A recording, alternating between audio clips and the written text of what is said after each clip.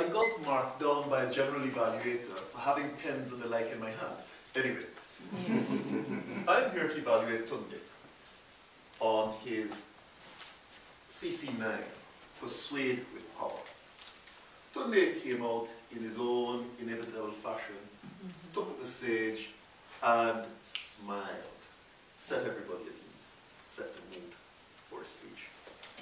Tunde then stated his topic very clearly, and it is important to announce your speech. What am I going to be talking about? No pets, please. I got my interest. Why? Why no pets? Doesn't he like dealing with kitty litter? And then Tunde moves straight into a definition of a pet, an animal that is kept for the pleasure of others. And he made his case. The case was that pets, it's a form of slavery, that animals are kept and they're ill-treated, they are there to fight for sport, and he supported that with a quotation: the heart of man is desperately wicked. It could have been a dark topic, but Tunde lightened the mood with a story about the rooster. He even brought in a bit of onomatopoeia. And the use of sound to imitate sound, that painted the picture. I was actually there. And then he told us the story about a wonderful Sunday lunch, and the rooster was lunch. Oh. But that story worked for me. But what would have made it even better was if he had held back the punchline until the end about the fact that the rooster, my grandmother didn't have the heart to tell me that that was lunch. Keep that back until the end. When he got to the last person and he was told the rooster was lunch.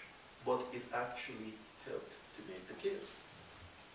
So Tunde developed his case, as I said. He made the case about animals, it's a form of slavery, and animals don't give permission to be kept in captivity. He made the point about cruelty to animals. And he also made the point that it is an important responsibility, a great responsibility to care for and look after an animal. While Tunde was making this case, there was some element of this sort of case, which means that at some points, eye contact was lost. And at some points, Tunde was talking to the walls rather than the audience. So we need to move with purpose. So stand, make eye contact, an M, if you prefer, a Z to sweep across the room, and make sure that if you're speaking, that you're facing the audience. If we need to move, we might move here to make a point, settle, make the point, and then go to another part of the stage to make the point, but move with purpose and avoid pacing.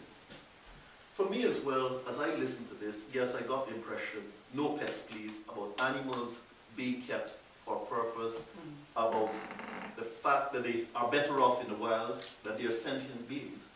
And throughout that, there was a point that we should not keep animals for our own pleasure. We should not keep animals for sport. We should not be cruel to them. For me, that point could perhaps have been made a little stronger. You tell him what you're going to tell him.